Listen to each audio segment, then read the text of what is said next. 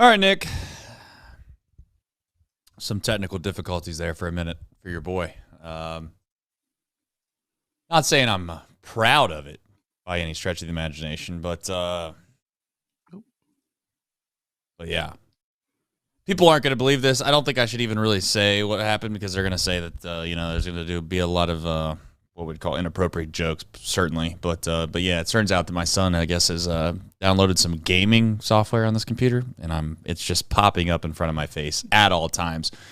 I don't know if it's a virus. I don't know if it's just maybe I'm getting older and I'm not able to adapt as well with technology, because that's coming down the pike at some point. Have you ever dealt with your parents or your grandparents with the iPhone and you're just like, yeah, you got to do this? It doesn't seem that hard, but maybe I'm starting to get that place. I don't know what's going on. That's here nor there. My apologies for starting 2 or 3 minutes late. That's what I was doing. And then YouTube decided they didn't want to hit the go live button. So here we are, 9:05 on a Sunday after a tough loss. I don't know how else to say it. Feels like it's D-Day, Nick. I don't know how we feel about it, but I'm sure we'll get into all of it and more. I'll openly ask you how you're doing before we get into the box score recap. That you're ready to go. By the way, you have the button on the trigger. Yeah, I'm actually moved one up a smidge. Yeah, Trace, I'm good. I had a great weekend. I got to hang out with my pal Craig last night. Got to go out to dinner after the show, so that was nice. That is cool. Enjoyed the early day game today. I'm a big fan of the 11:30 games. Yeah, took the kids out to see a movie this afternoon. So yeah, I had a great weekend. What'd you see? Inside Out 2. I loved it. I thought it was You're a fan? Fantastic movie. Big fan. So how was your trip back from? I'm safe. Yeah, I survived. I think that was the biggest key, and I think people think I was making that a bit. It's not a bit. It was a real thing. I'm sure there's lovely people that live in West Pullman, and I'm just happy that I made it there and I made it back in one piece, So, as sad as today went, I am thankful for that. I also was told that when I was there, we had the TV, the big movie screen, as you know, or the LED video board, as I call it. I was told that I should put Deadpool on there like 30 times. So I guess Deadpool's in theaters, so I thought that's maybe what you went and seen. But no, you were Inside Out too. No, I didn't. I did not think my son. I think if my son saw Deadpool, yeah, bad parenting. I would be Deadpooled myself. Gotcha. Nice. That's fair. That's fair. So, but here we are, another edition of Chatterbox Reds, a losing edition of Chatterbox Reds. We have some things to talk about. The chat's here; they're well and good. I see many of the OGs in here. We're gonna do it. We're gonna do it, and we're gonna fight the fight. I don't know exactly what you do for the next 60 days if this team doesn't play any better to make it entertaining. But I'm gonna do my best. I'm gonna give you my best rendition. Nick, I guess we'll just do the box score recap, and then we'll let it go wherever it may. Sounds like a plan. All right, Reds taking on the Tampa Bay Rays. Reds looking for a second consecutive series win, and what they were hoping would be series wins in 4 of their last 5. Hunter Greene on the mound for the Reds against a bullpen game for the Rays. Reds jumped out on the board first in the second inning. Stuart Fairchild reached on an error. Santiago Espinal singled, and then Austin Wins singled home the game's first run. Wins, however, got caught in a rundown. Rays ended up getting Espinal out of the plate to end the inning. On the pitching side, Hunter Greene did not give up a hit until there was 2 outs in the bottom of the 6th.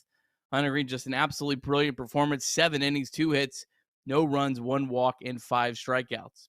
Elly De La Cruz was on base 3 times. He stole 4 bases. The Reds never got him home.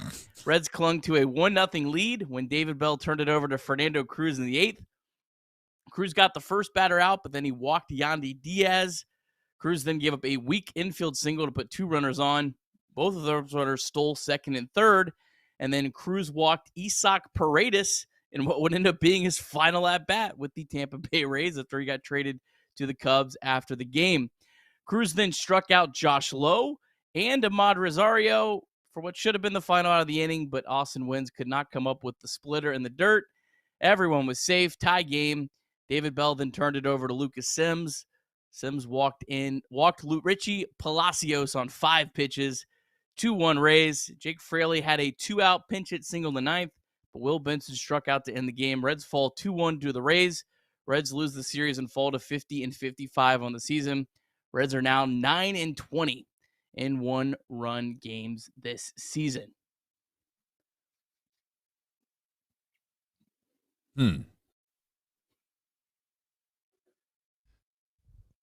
DSC. They do a segment called the Deep Drive of the Day. And when we signed up to do this segment, I'm pretty sure John and his friends, DSC, also known as Deep South Commodities, probably thought that we'd have guys like Christian Encarnacion Strand, and dare I say, maybe even Matt McClain, maybe Tyler Stevenson, maybe Jake Fraley, maybe TJ Friedel, maybe Spencer Steer. But no, we got to go all the way down to Daytona, and I'm not talking about for the beach, folks. I'm talking about the Tortugas. Now, unless you're a big-time Reds fan, you might be wondering to yourself, what in the hell is a Tortuga? Nobody knows, and nobody cares. But what we do have is we have Ismith Pineda. He hit a 2-run home run. That's his 7th home run of the season. I know you've been keeping track. You probably didn't need me to tell you that, but it was 100 miles an hour off the bat, 372 feet, and that's the 27th ranked prospect. He's hitting 280, slashing 280, 351, 540 in July. So shout out to E. Smith and shout out to DSC because they are a leader in renewable commodities for biofuel production, specializing in used cooking oil collection, aggregation, and sales. Visit www.deepsouthcommodities.com for more information, and thank you to John and his team at DSC. The Tortugas. All right, well, I guess we'll get into it because there's really nothing else to discuss outside of maybe the decisions and what happened today. You have on the rundown sell as the very first topic. I think at this point that's what I've been hoping for. But I think it all comes down to really what they get in return. You know, I really want to keep making that a very clear point of mine. You don't just sell to sell. You sell because you have some semblance of a plan. And at this point, I don't know if there's really that many folks that I would say are not on the trading block. At top of my mind, maybe 3 or 4 guys, genuinely. Outside of that, I'm entertaining it. I'm entertaining it, Nick. Yeah, I mean, I wish we weren't here. I know a lot of people. I see a lot of folks that don't like the way that I approach viewing the Reds. That say, "Oh, Kirby's just happy, moving on to next year and punting to next season." No, I'm not. Like, I'm not happy about this. I had high expectations about this season, but I think you've reached a point where every decision you make over the next 48 hours needs to be based on improving your team in 2025 and beyond. And if that helps the team in 2024, great. If it hurts the team in 2024, you have to live with it, I think, at this point. I mean, you're below a 5% playoff odds at this point. I still think there's a chance that this team could get hot. I mean, they still are only 5 games out, but I just think there's enough at this point to where you have to live with the results if you give away some players and your team does get hot. I think that that would really suck, but I think you kind of at this point you've reached a point, and the thing that just makes it so like deflating is Reds are 9-20, as I mentioned, in one-run games. The Reds were just 12-17. That's still a terrible record in one-run games. If the Reds were just 12-17, they'd be above 500, and we'd be having an entirely different conversation right now. And that's just, I don't know. That's just, it's a hard pill to swallow. It's a hard to punt on a season. For me, I know a lot of other people have no belief whatsoever in this team right now. But for me, it's really hard to punt on a season when you do have a run differential the way it is, as much as people hate that. When you have a starting pitching rotation as good as this team has, it's hard to punt on the season. But I just don't think there's any way you can do anything other than trying to improve in 2025 right now if those opportunities are there. I think the biggest question is asking yourself why there's this big discrepancy between what, the expected win-loss record would be based off of run differential. It's not like this crazy equation that they come up with, but if we're going to use run differential as some kind of meaningful statistic, I think that there needs to bear in mind some semblance of a question that is, why is there this big of a delta? Why is the one-run games this big of a lopsided affair with the win-loss record? And I mean, we could play it up to dumb luck. I would openly say this. There is a chance that it is just pure coincidence. There is a chance that it is dumb luck that you have all these one-run games in this year. It just didn't go your way, and you could line it up again next season with the exact same guys, the exact same principles, the exact same camaraderie, culture, you name it, and you get a much different record. That is openly, I'm going to admit, that is possible. I'd also say that there's probably, and the truth, as they all say, probably lies in the middle of all this. There is also something to the idea that you have to have in one-run baseball games. You got to rely on fundamentals and you got to execute when it means more. And it just seems like more and more times this team shoots themselves in the foot. They can't make the play when it matters the most. And Wins is a guy that I know that people are going to jump on tonight. Listen, he's not a major league player. We all can hopefully agree on that. And I would also say he's defensively is the reason he would probably be, Nick would say this too, that's this closest attribute to being a major league player. So he's more than capable of making the play, and he made that same play every bit of 8 or 9 times before the pitch that he didn't make it. It's just the difference is, in my opinion, tonight, you have a guy that is in the major leagues for the first time in maybe this spot. I'm not saying the first time ever. I'm just saying bases loaded. You have a tight baseball game. And I also openly admit, one-run games when it's 9-8, Nick, feel a lot different in the field and as a pitcher than a 1-0 game. It just seems like you have no margin for error when you're playing defense and you're pitching when the score is 1-0 because you know that runs are a premium. I just think he got ahead of himself.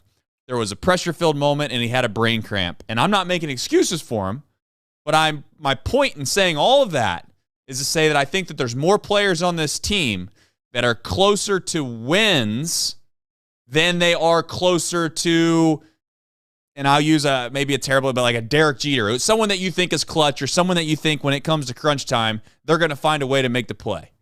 And that's the sad truth is that I don't know. I just don't think this team has it. And I know that's not calculatable. I know that that's not something that you're going to be able to point directly to on a piece of paper and say that this is why X, Y, and Z it didn't work out.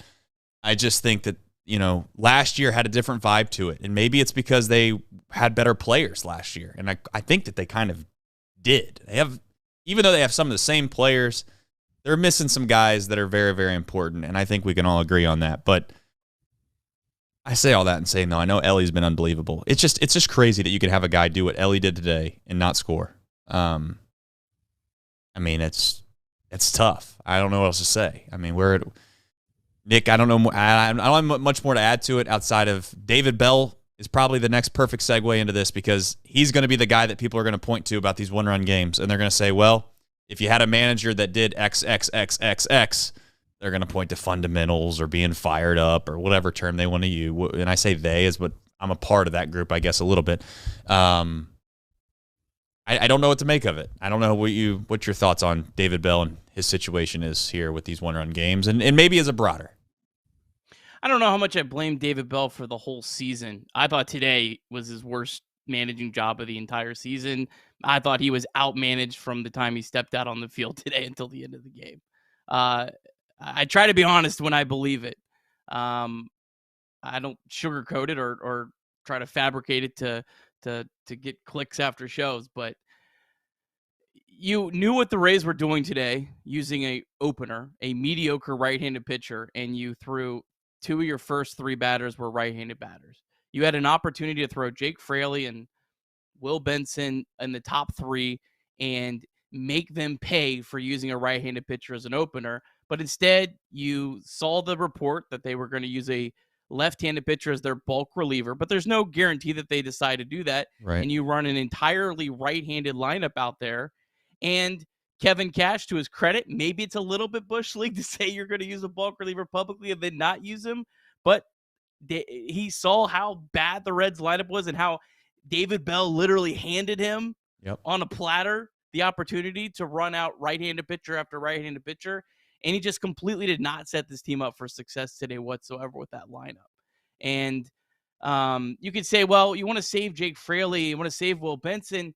You had an opportunity for those guys to hit in the first inning against a mediocre reliever. Instead, they hit against a closer in the ninth inning. So I did not like that at all. I also did not understand Lucas Sims. You had 2 outs. If it was bases loaded, no outs, okay, I don't mind Lucas Sims. You're probably going to lose the game either way. Yep. You roll the dice. You know he has the strikeout potential. But you needed 1 out. I know. The Rays might give you the out. Bring someone in that you can throw strikes. I didn't understand at all the Lucas Sims move. I get why he didn't necessarily just go to Sam Moll, because the Rays would have pinch hit. I know they saw that there was a lefty up, and I know that was the logic behind not going to Sam Moll. But even Sam Moll's probably a better option, because Sam Moll is at least going to throw strikes. If the Rays beat you, they're actually going to beat you, not just you walking in the run. So I thought this was the worst managed game of the year by David Bell, and just of all times to have it, man, today was a time that just completely changes the vibes around where this team's at. Yeah, I nothing you said there is really all that far off of what I also thought. The only other caveat would have been if they felt like Cruz, when they went out and took a mound visit, he mentioned that he was just kind of done. I don't think so. I don't think that happened. I'm just trying to say that there could be an out in that situation, but Cruz also did his job, in my opinion. And I know people, listen, was it a tough block, Nick, for Wins to block that last splitter? Yes, it was. But the guy swung at it. If the guy didn't swing at it, Nick, I don't think that me and you and anyone else would have been over the moon upset at the fact that we couldn't block the baseball. But, if your pitcher your job is to throw a pitch that obviously gets the hitter to be confused about, and you're able to either make them mishit it or they swing through it. And he did that. And the catcher, more times than not, his job is to catch the ball or block it. So I know people in the chat are kind of disagreeing with whose fault it was. It's not about whose fault it is. It's more or less the perception of the situation. So I'm with you. It's just all around. It's all around a blame of everybody. I mean, Cruz could have gotten out of that inning if and not walking guys or making a pitch to get somebody out. Sims could have come in and shut the door down, right? Closed the door down and threw strikes, even though that's not his MO sometimes. And David Bell had plenty of decisions that you could have said, well, it probably would have been better to do X, Y, Z. So I don't know. I keep asking myself. And I think this is where I find myself more times than not after a little bit of time to think about this stuff, Nick, is we're getting mad about things that probably ultimately don't matter.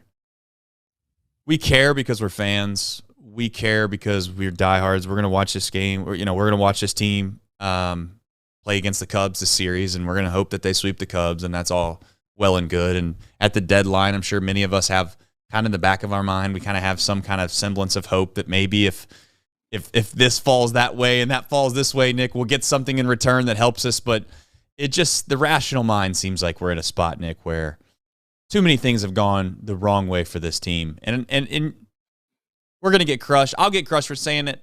I think the Reds in 2024 had some bad luck. And I'm not excusing everything, but I also am not going to sit here and say that if this team had Matt McClain and this team had CES, and this team, and again, Noel Marte did it to himself, so it's hard to put him on the pedestal. But if they were healthy and they came into spring training with what we thought they had, it'd be a different situation. But I'll also admit, I know there's plenty of other teams out there that can say the same thing. The Braves are still in the postseason, and, they've had half their team injured. So I think we can all at least agree it can go both ways. Yeah, look, on Cruz, Cruz was up to 34 pitches, so I think you probably were at a point where you need to pull him in. And again, Cruz has been overworked this year. I continue to believe that. I don't even know what he's going to have left in the second half. But to Cruz's credit, he did walk the first batter or the second batter. Yep. Bad walk. But then the second batter, there was a atrocious pitch called. It was a clear strike. Yep. Wouldn't put Lau down 0-2. And Yep. then the next pitch, he hits a single that Espinal just watched roll down the line. I mean, he was hoping it would roll foul. He didn't do anything wrong, but it was the right play. Yeah, it was a tough. And then they stole 2 bases. Like he got in a really. Now he walked the leadoff hitter. That's walked 2 guys. 100% him. Yeah. Well, the second one, I give him a little bit more of a pass because there was an open base, so I don't really look at that one as much. The second batter, the Yandy Diaz, you can't walk him. That's a right-on-right situation. But then he had tough luck on top of it. So yeah, I mean, it was a combination of really everyone in that, and just been a lot of these games that just have. I mean, this game was the perfect. Like I know the term microcosm of the first half is so overused. Right. If there ever was, it was this one today. Yeah, because we sat here and we've discussed how many things, and the thing that always gets overlooked more times than not in situations like this is that, we are we going to blame Jonathan India today? Are we going to blame Candelario today? Are we going to blame TJ Friedel today? Are we going to blame any of these guys that could have made an impact with a bat but didn't? And there's a laundry list of them. They're basically the whole entire lineup outside of Elly De La Cruz. I don't know. Just think we're in a spot where we have to be honest with ourselves and look at ourselves in the mirror and just say, this team, they're not it. And what the biggest question mark that we're going to have to answer along the way, probably when we do these shows on a daily basis here, is why. What is it that they need? Everyone's going to point to an outfield bat, right? Everyone's going to be like, they need to go get a bat. They need to go get a bat. But the thing that's most disappointing this year for me, Nick, is that we have not gotten the answers I was hoping we were going to get. That's all. And we need those answers because I think in order for Nick Krall to do his job well, we need to know what we have. I can't go another season and not know if we have a second baseman. I can't go another season and not know if we have a third baseman. I can't go another season and not know if we have a first baseman. I don't know if we have a center fielder. And we already know that we're not happy with the corner outfield spots. I know that I say all that and it sounds really terrible, but that's kind of the truth. Now, I'll hang my hat on the idea, Nick, that I can live with Tyler Stevenson, right? As much as I give that whole notion of like, I don't know if I can trust Tyler Stevenson behind the dish in a World Series, if that's the least of my concerns at this point, because there's no World Series to be had for this team unless they go out and hopefully they get a piece or two in CES and Marte and McLean rise up to the level that we were hoping of. But we don't know that, and that's the most disappointing thing to me. Yeah, I mean, the brightest spot of the 2 players on the back half of the rundown is Elly De La Cruz and Hunter Greene. Yep. They've legitimately turned into stars. Ellie's a superstar. Greene's pretty damn close. Yeah, they're both superstars. I mean, now what would define superstar? I don't care, but they're both legitimate premium players in this league. Yeah, and we didn't know that about either one of them coming into the year. I was very bullish on both of them, but there was no guarantee that Elly was going to take a big leap. He took a massive leap. Right. There was no guarantee that Hunter Greene would take a massive leap, and he did. So, at least the 2 players that coming into the season had the highest upside have actually come to promise. And there is so many other question marks around the team outside that makes it hard. I mean, there's so many players that, like, if you say, well, we're going to run it back with this player at this position next year, I go, okay. We're going to upgrade this position next year, I go, okay. Like, it's right. They're so on the fringes at so many spots that you hope that at least some of those will be answered, and maybe in a bad way, to be completely honest. I agree. I hope that I love Will Benson. I hope Will Benson either falls flat on his face the rest of the year or plays like the player that he was last year. I don't want him to have a 750 OPS the rest of the season. And I'm like, well, like he's like, I agree. and that's kind of, I honestly wish the Reds as a whole, I wish the Reds were 10 games out of a playoff spot, not 5 games out. And right now, to be honest, because that's what just plays so many like tricks with your head. Like if they were 10 out, okay, I'll get in the grind mode. All right, here's what we need to sell. This and that. But they've kind of been this like just brutal no man's land. That's the worst spot to be in when you're trying to evaluate your team. Well, I think the thing that I get most frustrated with is that we get ourselves in a position with fandom, and we set the bar at the playoffs. And I get that I get why. I completely get why that's the bar, because this team's not made the postseason. Very rarely have they made the postseason, and they've not won, as we all know, a postseason series since 1995. And I guess the thing that I always find myself asking is like, what's the point though, Nick? Like, I know people are going to kill me for saying this, but like, we have to get a team that we legitimately think can win a World Series. Now, I'm not saying that they got to be the best on odds favorite, right? But I'm not going to bank on the idea of sneaking in the back end of the playoffs with a 500 record and just think that that's going to find itself and that's going to work itself out and they're going to go and win a World Series. My goal and the organization's goal should be to win a World Series, period. Now, I know that that's an unrealistic claim on a year-in, year-out basis, but you need to get your organization in a point where you have one of the best teams, period. We don't need to be trying to crawl ourselves in on the back end. So I just think from a standpoint of selling or buying, this, that, and the other, I am all selling. I'm looking to the future, and it doesn't mean I don't care about the present. It just means that I'm being realistic with the present. It means I look at this baseball team on a night in and night out basis, and they are not going to compete on a 7-game series with any of legitimate contenders. They're just not. They're not. And if you want to convince yourself that you could be the I guess, we can all sit here and act like we can be the Diamondbacks from last year. I just think that that's the wrong way of going about it. And I'm not suggesting that the way you fan makes it any damn bit of difference. It doesn't. But I also don't want to be like, oh, Nick, since the NL is terrible, for no other way, since we're only 5 games out, let's treat this differently than if we were 10 or 11 games out with a competent league. Because at the end of the day, our goal is to win the World Series. Every team in the league's goal should be to win the World Series. And if you don't have a team that is even somewhat capable, and I don't think this team is, I know the starting pitching is great, but still, I don't think it is. Then I think you got to find a way to put yourself in a position in 2025, 2026, 2027 to be that team. And I know people hate me, they don't like that, but that's how I feel about it, at least. Yeah, I get all what you're saying, and I still don't think the Reds are that far away from things flipping from one year to another. I don't know if I would say like 2025 they're going to flip from a team where they're at now to being 20 games above 500 or anything. But you look at a team like the Guardians. They won 76 games last year. They're 20 games over 500. You look at the 2022 Orioles. They finished with 83 wins, then 101 wins. I mean, you could take a pretty big leap.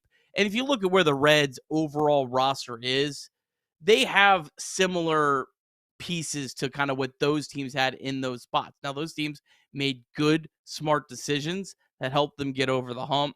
It's can the Reds now get over that next hump? But there's reason to believe that they could be that team that takes that leap. And again, I'm sure people right now are saying, well, the Guardians are going to win a World Series this year. The Orioles lost in the first round. You win 100 games. Yeah, no. That's the goal. That's the goal to me, is to get in that 9,500 win range. And if you do that year after year and you never win a World Series, I'll just say whatever. Like they got themselves in an opportunity to have a team that was capable of it. It just didn't happen because the playoffs are so much about luck. But if you're building that kind of team, those are the teams. That's what you want to strive for. I completely agree with that. I'm not suggesting if you don't win a World Series, it's a failed operation. We both are on the same page. If they get themselves in a position where they're not winning 95 to 100 games, they're one of the best teams in baseball. And at that point, you just it's similar to any other postseason in sports. It's not really whoever the best team that wins. It's whoever's hot at the right time, and there's a little bit of luck involved in every championship, as we all know, and let the chips fall where they may.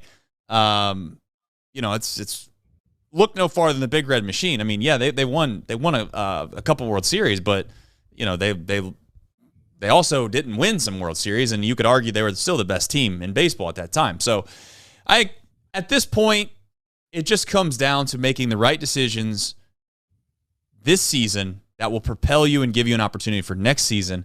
And we can say whatever we want, but we need to get a little lucky, and we need to make sure that some of these guys we thought were stars or thought were really good players actually are good players. And those are CES, Matt McClain, Marte, TJ Friedel, some combination of some help in the outfield, Tyler Stevenson being serviceable and or above average, and then this starting pitching comes back and they do what we hopefully. That's the only other scary thing is, like, I don't know if they can duplicate what they've done this season, but we can hope they will. And if they do that, Nick, I think they find themselves in a position where they could do a 20-win increase next season. They 100% can. So we shall find out. All right, game time and 988. Shout out to those folks, 988. Please text or call if you ever need it. Life is better with you in it. And on top of that, mantherapy.org. Please Please resort to that site if you're looking for any kind of tips and or help with any mental challenges or perhaps just other challenges. They have many things on there that you may find that you might not think is a major deal, but it's just causing you a little bit of a hiccup in your life, whether it be sleep-related or something else. There's a lot of things on there that you can kind of learn some things about the psychological mind that we all have. So, game time. We have one last stab at this thing. We have a series here that. What's your thoughts on attendance going to be here moving forward? Well, they're playing the Cubs. Yep. But the Cubs are in a weird spot. Same exact spot, actually, as the Reds. Yeah. I assume the Cubs fans still come out just because they don't get to see them all that often. It's kind of wild. Did you see? I don't know if you saw the a little off topic. The Rays had their highest weekend attendance of the entire year this weekend. Ellie effect, huh? Yeah, well, there was a lot of Reds fans. I mean, the Reds hadn't played there since 2017, and I think there's a lot of Reds fans that have moved down to Florida. What do they call them? Snowbirds? Well, not snowbirds, because I'm assuming they're actually down there. That's true, because they would be up here. Yeah, they would be up here. But yeah, shout out to the Rays for the Reds. And they played the Yankees on a weekend this year already. That's what's wild. Yeah, well, that is wild. That means that they did pretty well. Now, I'm going to think it's Ellie, but that's here nor there. But if you're going to get tickets, go to the Game Time app. Please download the app and use the code CINCY, CINCY. You get $20 off your first purchase. Terms do apply. My guess is you're going to get pretty decent seats for pretty affordable prices, which isn't what we always were rooting for around here. But my guess is that you could do that on the Game Time map. 2 clicks, check out, lightning deals right on the way. Use the code CINCY, CINCY. $20 off your first purchase. Terms do apply. Terms do apply. That's the Game Time app. All right. Let me get a couple supers here real quick. And let's see what we got. Who's your daddy? Says, hey, Trace, I know we're in last place and haven't won in October in 20-plus years, but at least we have a positive run differential, man. Oh, there you go. Who's your daddy? He is taking in the vibes that are the run differential. He's a believer. I like it. I always knew he was. Here's the thing.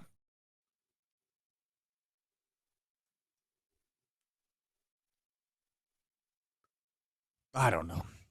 I don't really feel rather like... they be minus 100 right now. Would that make us feel better? No.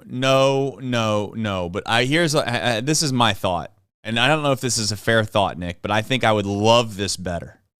I would be in on this run differential. You ready for it? Okay. Every run that you score when you're 6 runs, if you have a 6-run lead or better in a game, and you score another run after that 6th run lead, it doesn't count towards your run differential. If that was a stat, I would be closer to buying it. Okay. Same goes the opposite way, too. If you're down by more than 6. I was watching the Cardinals game last night. Mm-hmm. Had a little money on the Nationals. Turned out well. And they brought in Brandon Crawford. The Cardinals were down. He gave like 5 runs. And I was just like, there you go. Run differential is going to keep going up. I was like, man. They're going to be like minus 100 in the World Series. I'm just going to be like punching air.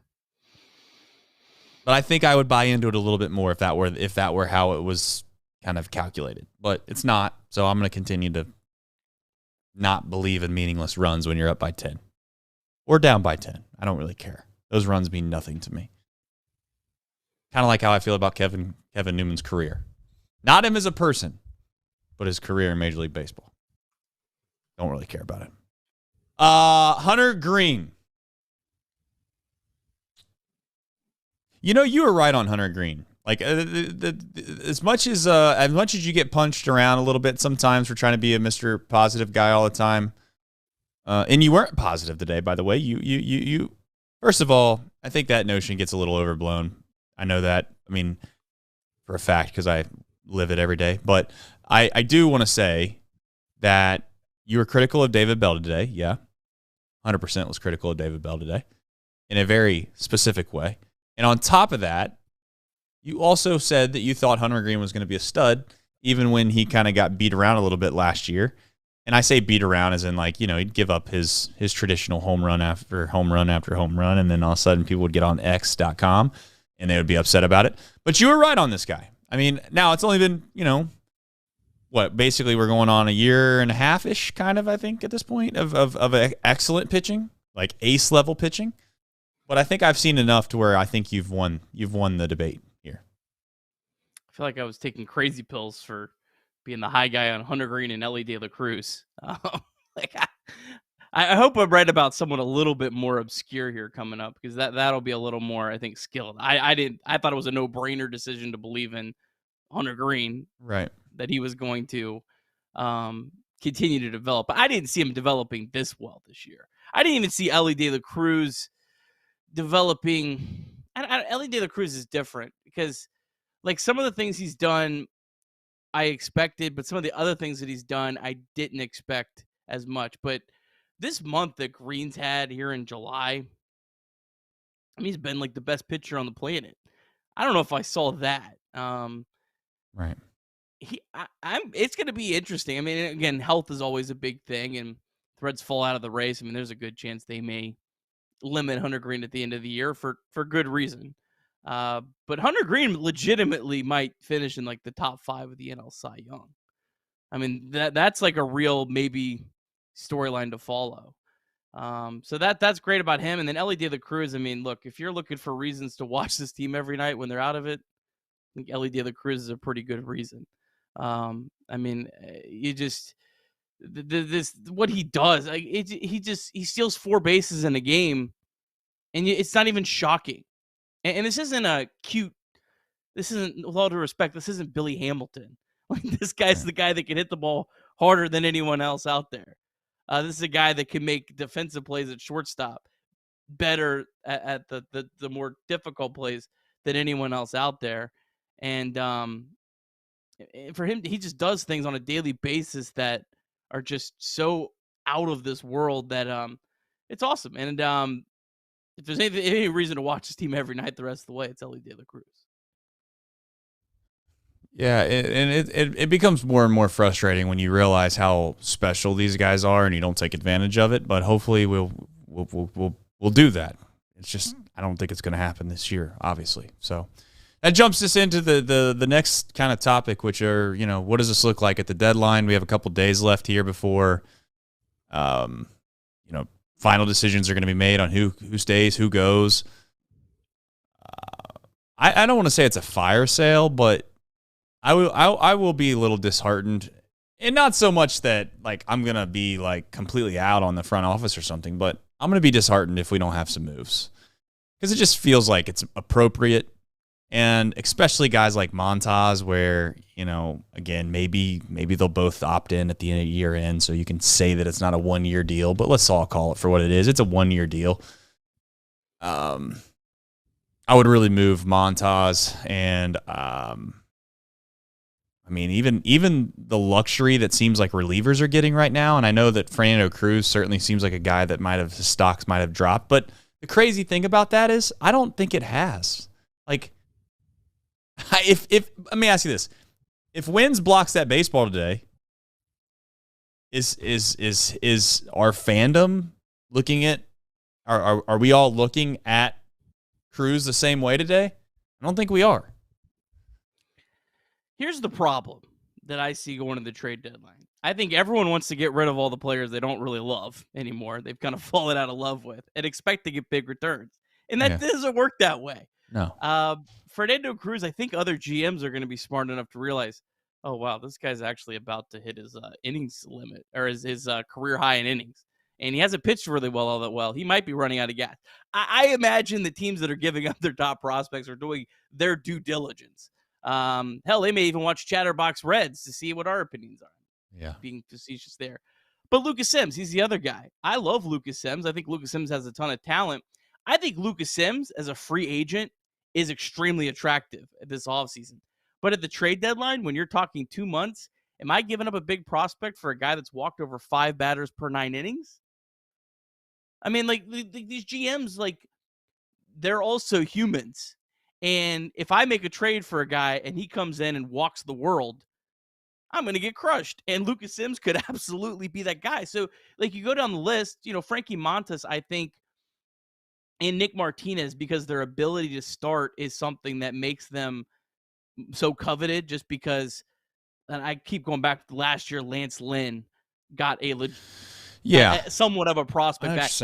Starting pitches isn't going to, but the problem is those guys both have pretty decent salaries, so you're not getting much back. So if you're wanting to get like actual bona fide pieces back, I keep seeing if you want to actually capitalize on the market, you need to be throwing out, I think, more sexier chips than Fernando Cruz, Lucas Sims, Nick Martinez with his contract, Frankie Montas with his contract. I think you need to be looking at the Alexis Diaz. I mentioned yesterday, 100%. people lost their mind. I even wouldn't be against them throwing out Andrew Abbott. I'm not saying trade Andrew Abbott, but see what his value is. If there's a team that is giving you a king's ransom for Andrew Abbott right now, I think it's worth considering. Yeah, I completely understand what you're saying. Like this isn't the first time I've been saying that. Listen, you got to let go of guys sometimes when you feel like you don't want to let go of them, because that's the time in which they actually have the value. You can't wait around and wait until things go south and then to be like, all right, yeah, we kind of seen this play out the way we didn't like it to go, and then all of a sudden let's send them on their way and expect to get something. That's obviously not going to happen. But I think Martinez is going to probably be the one guy, in my opinion, that should have a considerable amount of weight when it comes to trading. And I think Martinez is a guy that has to get traded. And when I say has to get traded, it doesn't mean that he's excellent. He's excellent. But you also have to understand where this team's at and understand kind of where you're at. And I think that you're not as close as you want to be. And you got to find a way to capitalize on a guy that you got right. You got right. So you won the first battle, which was signing him in the first place. He comes in, he performs well. Let's win again and hope that we can then strike that into something more, right? And I think you got to find where your areas of need are, and that's where this front office has to swing and hit a home run. And I'm hopeful they're going to find a way to do that. I can't say exactly what they need, but I know there's enough spots on this offensive side of the baseball that they can find a way. They can find a way to help us next season.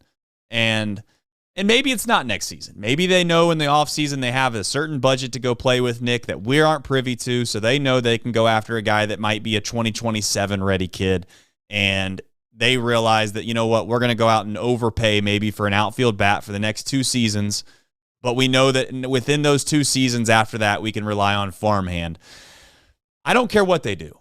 I just know that at this point, there's only a few guys on this team that are not tradable, and quite honestly, those are Matt McLain, because I don't think you're going to get any value there at all, and I still believe in him.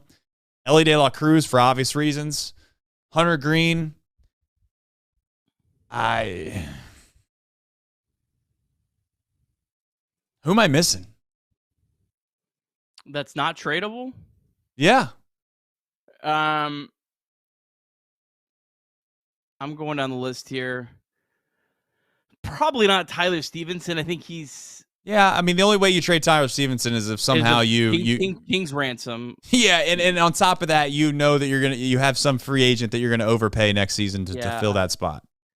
I don't know what that looks like. Noelvi Marte, they're not trading Noelvi Marte with his value as low as it is. Yeah, that's right fair. now. Okay. That's more of because his value is low. Correct. Than the possibility of trading it. Yeah, CES would fall in that same boat then. Nick Lodolo's pretty untouchable, I think. It all depends. In my opinion. Sure. If someone, again, I'm trying to think in my head from another team's perspective, not from a Reds perspective, what they would give up. I don't think a team's going to nearly give up enough for Nick Lodolo for the Reds to even think it would be worth considering right now because of his injury history. I think Andrew Abbott's the one guy that you might actually be able to have two teams potentially come close to meeting. Team giving up so much, Reds getting enough back. But you got to bet on one of these guys. That's about it. I mean, I don't see any relievers. No. If you spend that much capital on pitching, though, Nick, like from a draft capital perspective, at some point you're going to have to bet. You're going to have to bet on yourself that you're going to hit on a couple of those guys, right? Like Chase Petty, right? Chase Burns, Ty Floyd, Rhett Lauder, Nick Lodolo, Hunter Greene. I know I'm not even going to include Ashcraft, but like out of that circle of guys, and you always hope that you're going to get a Spires. You always hope you're going to get some diamond in the rough, Nick. That's always going to happen, right? You're going to have a guy that comes out of nowhere that you didn't expect. He's not highly ranked, but they come out of nowhere and they perform well, and then Jacob Hurtubise-esque, maybe from a pitcher standpoint, and you can throw him in there. I guess I'm saying all that to say I'm not that far off of what you're trying to say, because I think that at some point, if you're going to invest that much into pitching, you got to use some of that depth from the pitching perspective to your advantage and be able to yield back something in return. And you got to know your guys well. And, that's one thing that the Rays have always done well, right? Is that they've always really been able to internally know how well they think that their guy is, despite what the public perceives them to be. And if they think that Andrew Abbott, or they think that Rhett Lauder, or they think that Ty Floyd or Chase Burns is not on the table, obviously, but if they think any of those guys aren't what they thought they were going to be, I'm not going to, kill them or crucify them if they decide to move on. But I know that they need some help offensively. And I'm not just going to rely on the fact that either CES, Marte, and McLain and TJ Friedel are going to come back and be, high WAR guys like they were last year. Before we move on, I'm going to run through the guys that I think are potential trade chips for the Reds here at the deadline, just for people that, maybe don't follow this as closely and just are kind of curious.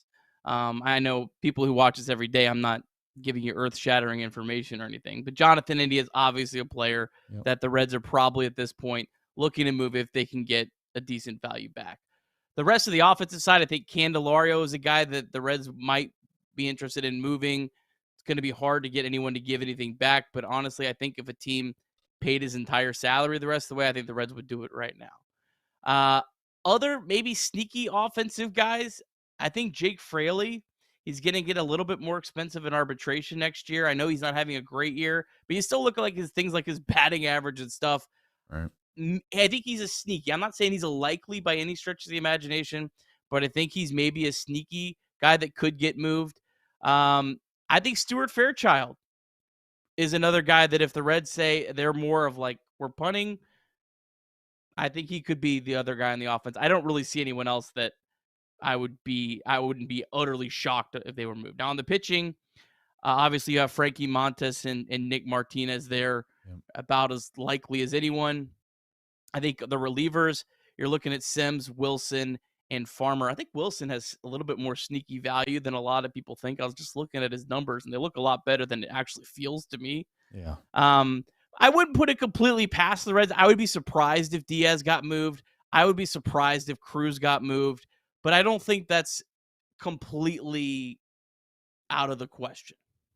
Anything you disagree with or anyone you think I No, missed? does this fan base get upset if and listen, I really hope this front office would. I'm going to say two things that are going to contradict each other. This front office should never, if they were worth their weight, consider what the fan base thinks about any decisions they're going to make. Should never cross their mind. But I think that it's almost impossible not to do that at times. I just feel as if even if and I'll use an example, Andrew Abbott's a good example probably. If they thought they were getting plus return on Andrew Abbott, I still think that they might not do it because they just know in the back of their mind that this could go really incredibly wrong.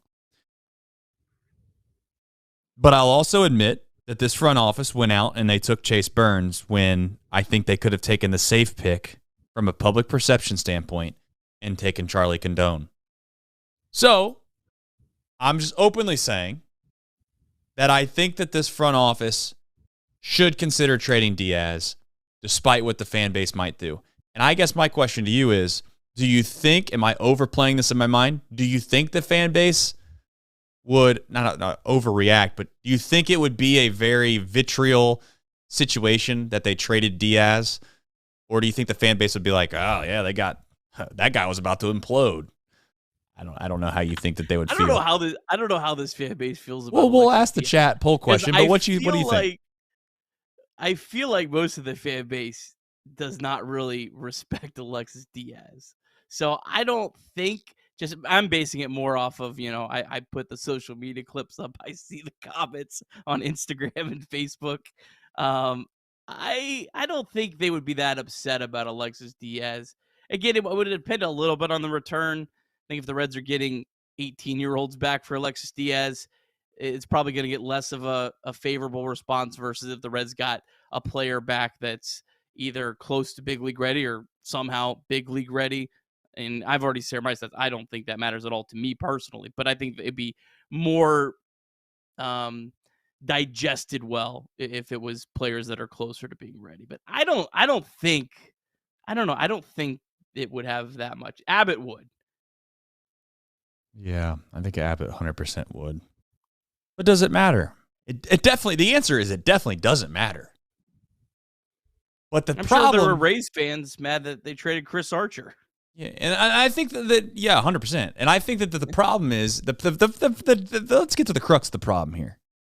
The real problem lies in the fact that this fan base has been starved for so long that they aren't going to put up with anything that might be somewhat out of the box. You've seen it when they drafted Chase Burns. For God's sakes, they took the best pitcher in the draft, and I even said before the draft started that if they do that, they're putting their head on the chopping block because there's going to be a portion of people that are going to say that you didn't take the best player available because the best players were Bazana and Condone.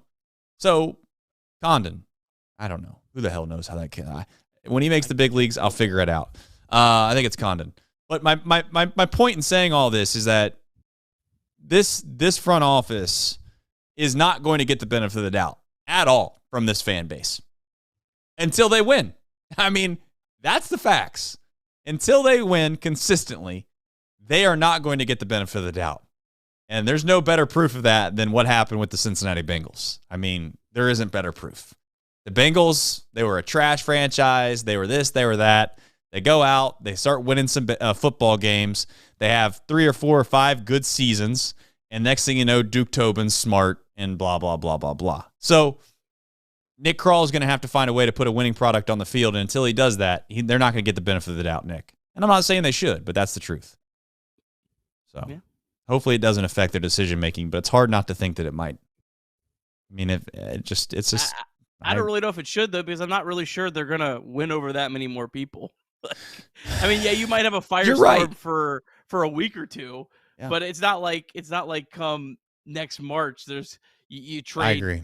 I just keep saying Andrew Abbott. I'm not again. I Yeah. don't want people to think. Let's say I they only trade wanna Jonathan. tr- I only wanna- Let's say they trade Jonathan India. I mean, that's another one. I think Jonathan India is going to create more vitriol, a lot more vitriol than Alexis Diaz would. That's fair.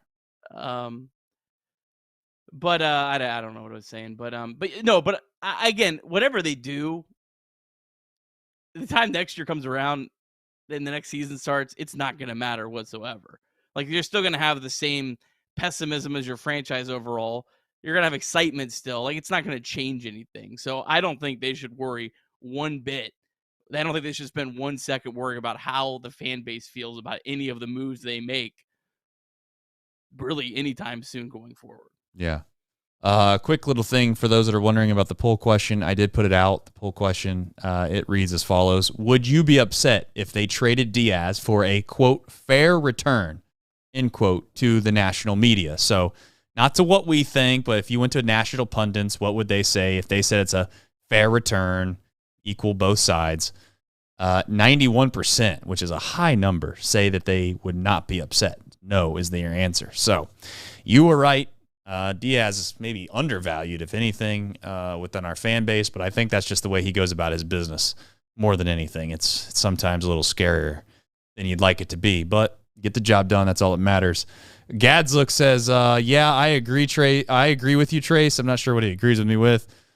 Nick Krall in the last 18 months has been one of the worst GMs in baseball. Those rave draft reviews from MLB Pipeline they don't help the 2024 Reds, unfortunately. I don't know. He's not been one of the worst GMs in baseball in the last 18 months. Come on.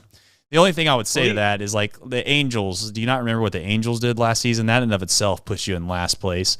Second of all, Krall, if anything, he's made what's the right word? Like equal moves. For how good Nick Martinez was, the combination of Candelario and Emilio Pagan evens that out. It's kind of a wash. Like they were both good and bad there. You got to give them some semblance of credit, I guess, for the actual concept. They have a bunch of young guys that came up last year and played well this year. Injuries have to be part of that equation. And he's getting ready to make a bunch of decisions here in 2 or 3 days that should affect quite considerably how we outlook or how we view Nick Krall. So, I know you're probably going to have something to say to that. Well, he's also not the GM. Well, come on. To be fair. He's not Nick, the GM. No. I'm not letting you get away with that bullshit. He is the general manager in all purposes. He is the general manager. Just because he's the head of baseball operations and you got the Matador, whatever his name is. What was his name? He's the general manager. Meter. It's a good. You know what? It's a good year to have your first year as GM because no one even knows you're the GM. Yeah. You have no blame for any of this. You're not doing that. We're not doing that, Nick. We're not doing that. You're not. I'm not letting you get away with that. Nick Krall is the general manager. We're doing a poor job of educating this fan base. Please. What do you want to call him then? You want to call him the head of baseball operations? Jesus. He's not the general manager. God, you have a business in politics if you ever want to get into it. I sign you up for some campaign head right now. Well, technically, sir, we did not change the bill. The bill was actually it changed from that to this to that to this. Now, effectively speaking, that this was that and that was this. So that's why it didn't change. But you might have thought it changed, but it didn't change. It wasn't actually us. And you go through 9,000 pages of legal work and you realize that they did some backdoor BS that made it to where it didn't look like they did it, but they kind of did. Anyways. Like the stream if you haven't already, guys. By the way, 166 in here on a night in which it feels like maybe the season just died right in front of our faces is amazing. We appreciate you guys watching, and I hope that you find these shows entertaining. We're going to keep it fun in here and try to be somewhat rational, but also keep it in a spirit that we all are disappointed, but at the same time, what needs to change? And I think that's a question that we can try to figure out and answer over the next probably 30 to 45 days. What does need to change? So we'll save some of that for later. We got plenty of time to talk about trades because that is coming in the next few days. Reds MILB, though. We have some more baseball that is played in this organization, and we try to do a good job of keeping up with it. And by we try, I mean really Nick. He does all the work on this, so I don't want to take any glory from him on this. I do look, and I heavily anticipate what my friend Austin Hendrick does on a daily basis, and Shang-En Lin. So I can't wait to see what maybe perhaps they have done on a night and day like today. I know Shang-En Lin, his season was supposed to be over, but I can't wait to see maybe if he made it to the Tortugas. No word yet. No word yet. I'm anxiously awaiting. And other bummer news, Chattanooga was rained out today. But, Trace, we have to shout out the Chattanooga Lookouts. They won 4 straight. They are on a 4-game win streak. Wow. They won their first series since the second series of the year this week. So you mean to tell me that they've been playing baseball?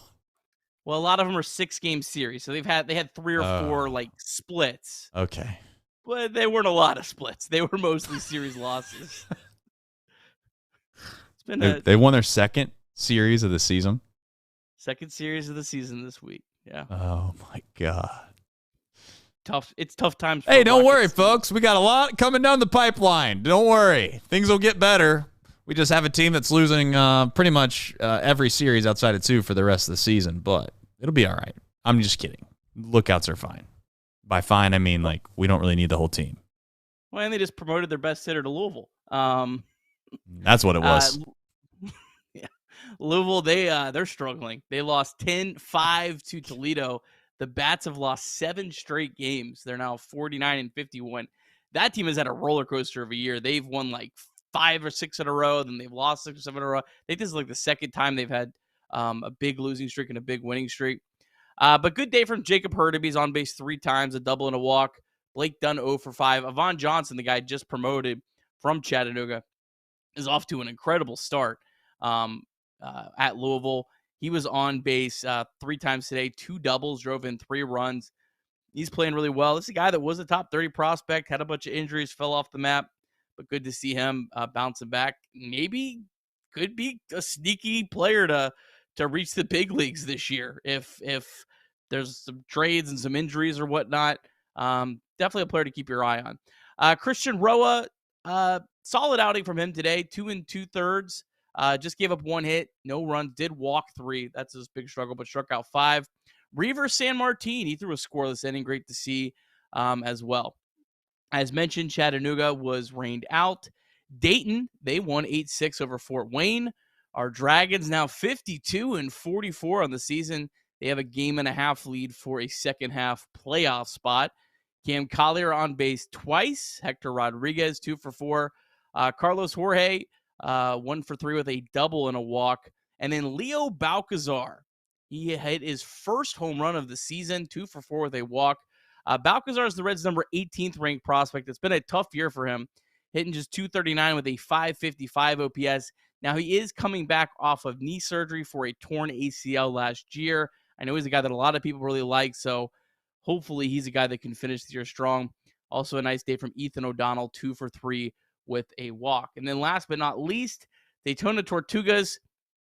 They blew a 5-2 lead. They fall in extra innings 7-6 to Jupiter.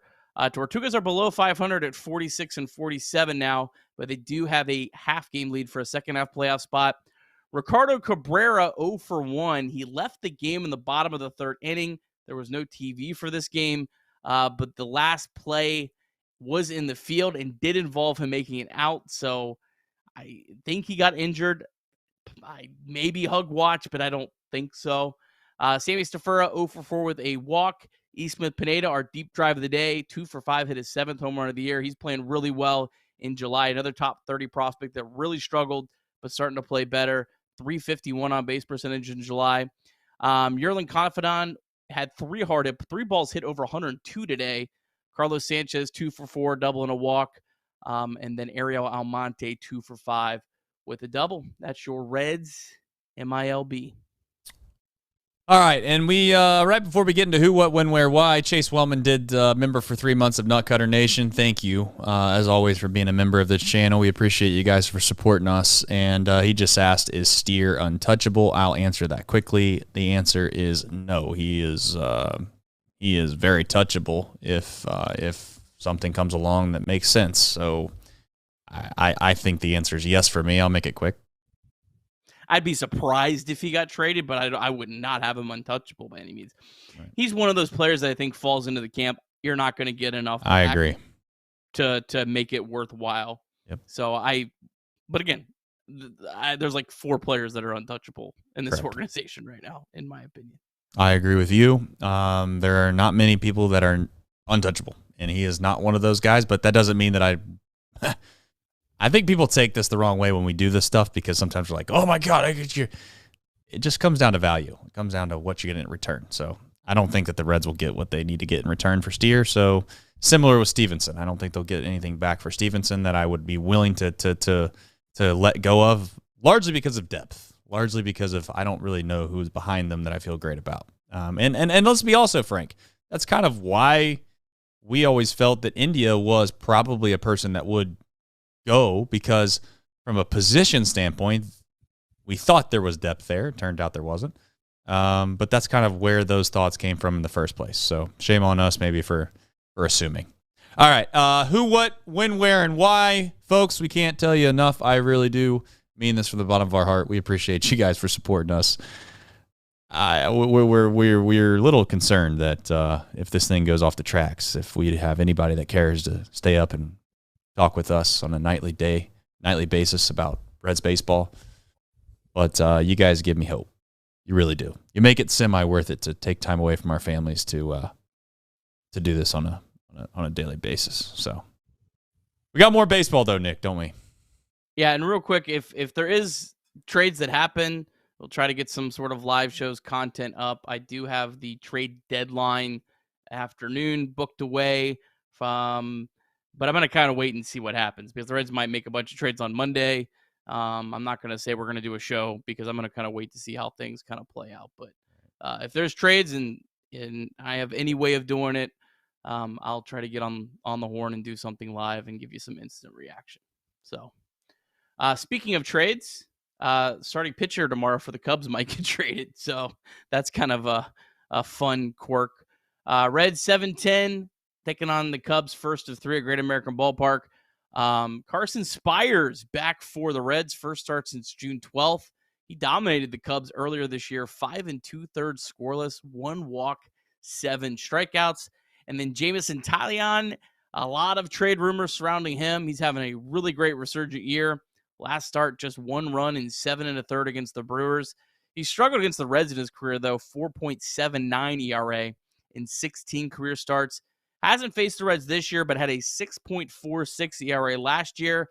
Ellie, Candelario, Friedel, Steer, and Stevenson all have home runs against him. But again, Trace, if he's a player that's getting shopped, I mean, there's a really good chance that he gets scratched tomorrow, even if he's not traded before the game starts. So yeah, kind of wait and see. Yeah, we'll see. I mean, at this point, I think the most interest is going to be who goes where and what happens at this deadline for most of both dugouts are going to have hug watches going on most of this game. So anytime anything happens in this game at all that has somebody having a substitution or they're not playing, having a off day, there's going to be heavy speculation. Yeah, go get tickets on the Game Time app. Bring some binoculars. Look in both dugouts. You get on the Twitter machine, you might get famous. You might have the first hug watch. You know, both sides are going to be on hug watches, so you're not going to have a lot of a lot of opportunities where you have 2 teams that are likely sellers playing baseball games at the trade deadline. Yep, no doubt. We'll find out, folks. If you're having a hard time, AJ Worst wants you to know you can call 988. So text, call whenever you need it. They have that event on August 15th as a reminder, which will be out at the Holy Grail down on the banks, where Tommy Thrall, I know, will be there. He's going to kind of be the MC, and they have I'm trying to think off the top of my head. I know it was why are the names forsaking me right now?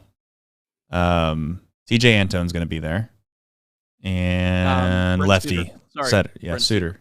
And I don't know why I couldn't think of him. Striking out the stigma. Yes. So I'm about 95% sure I can be there, but I'll confirm as we get really close to that date that I'll head down there. So if anybody just wants to grab a couple drinks and hang out and support the folks that support us, then by all means, you're more than welcome to hang out with your boy here, and we can commiserate over the Sunday in Oakland and the Saturday in Cincinnati, and I'm sure something else will come up. So, striking out the stigma, August 15th, 5 to 7 at the Holy Grail Banks. Tommy Thrall, Brent Suter, TJ Antone, 50-50 raffle silent auction. So, shout out to them folks. All right, folks. I know I've already told you this 1,000 times, but very much appreciative of you guys supporting us and supporting the show. And I'll just say this. You never know what's going to happen. I mean, you never know.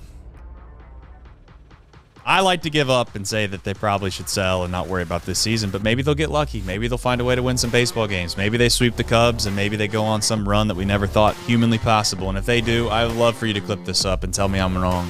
Nothing would make me greater. I have those cigars, and trust me, I need to get a humidor because, you know, I don't know. I was told that they were sealed, but at this rate, I better make sure that they're really sealed. But I do plan on smoking those Dominican cigars at some point because Ellie De La Cruz will take us to the promised land. I don't know when it's going to be, but it's going to happen. So if nothing else, hopefully you tune in to watch Ellie De La Cruz and you tune in to this show and keep us sane. Thank you for watching. We'll be back better than ever, as always, tomorrow. See you then.